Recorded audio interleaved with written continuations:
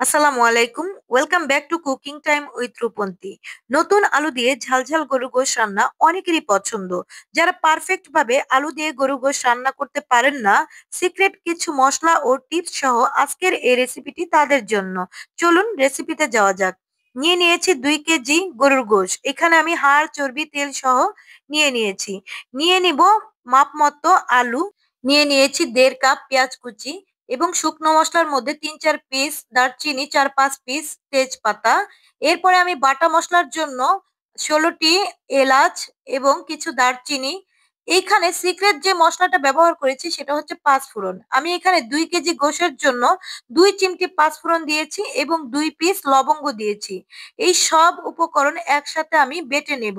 এরপরে আমি এখানে 2 টেবিল চামচ আদা বাটা, 2 টেবিল চামচ রসুন বাটা, অর্থাৎ আপনার গোশত যদি 1 কেজি হয় সেখানে 1 টেবিল চামচ পরিমাণ আদা বাটা, রসুন বাটা দিয়ে দিবেন। এরপর আমি এগুলোকে ভালো মতো মিক্স করে নিয়ে নিব। এই যে আমি এখন মিক্স করে রেখে দিব। এরপরে একটি পাত্রে আমি 1/2 কাপ তেল, সরিষার তেল নিয়ে নিয়েছি। এখানে আমি তেলটা গরুর গোশে এমনিতেই কম দেই, কারণ গোশের মধ্যেও তেল থাকে। এরপরে শুকনো মশলা দিয়ে তারপর পেঁয়াজ কুচি দিয়ে ভালো মতো এগুলোকে ব্রাউন কালার করে নেব। কিছুক্ষণ ভেজে আমি আগে থেকে সেই বেটে রাখা মশলাগুলো এখানে দিয়ে দিব এবং এই মশলাগুলোকেও ভালো মতো কষিয়ে নেব, যাতে মশলার কাঁচা গন্ধ দূর হয়ে যায়। শুকনো মশলার মধ্যে এইখানে আমি 2 টেবিল চামচ হলুদের গুঁড়া, 2 টেবিল চামচ মরিচের গুঁড়া। যেহেতু আমার গোশ 2 কেজি এবং আমার আলুগুলো অনেক, তাই আমি এখানে 2 টেবিল চামচ একদম মাপ মতো দিয়ে দিয়েছি। দিয়ে দিব 2 টেবিল চামচ ধনিয়ার গুঁড়া, 2 টেবিল চামচ জিরা গুঁড়া। এগুলোকে এখন ভালো মতো মিশিয়ে নিব। তবে আপনার গোশ এবং আলুর পরিমাণ অনুসারে আপনি অবশ্যই মশলা ব্যবহার করবেন। এবার ড্রাই মশলাগুলোকে তেল পেঁয়াজের মধ্যে ভালোভাবে নেড়ে নিব এবং পানি দিয়ে কিছুক্ষণ কষাবো, যাতে মশলাগুলো পুড়ে না যায় এবং মশলাগুলো পারফেক্ট ভাবে কষানো হয়ে যায়। এরপরে আমি গরু গোশটা দিয়ে দিব।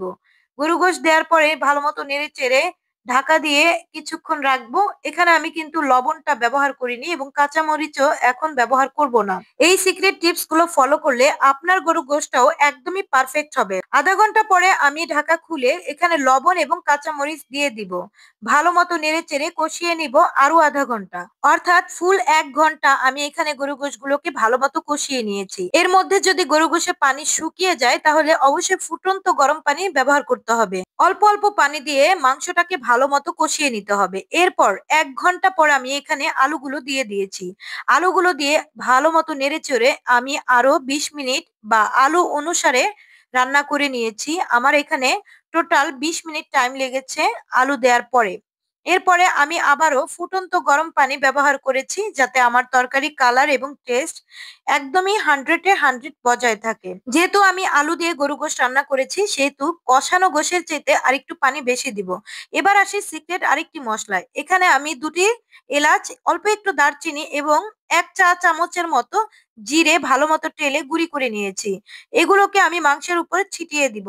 এরপর ঢাকা দিয়ে আরো 20 মিনিটের মতো একদম অল্প আছে, মানে দমে বসিয়ে রাখবো। এরপরেই দেখা যাবে ম্যাজিক। দমে বসিয়ে রাখার ফলে গোশের কালার এবং টেক্সচার দুটোই একদম পারফেক্ট হয়ে যাবে। এই তো আমার নতুন আলু দিয়ে গরু গোশ পারফেক্ট ভাবে রান্না হয়ে গেছে আর এর টেস্ট হচ্ছে 100-এ 100।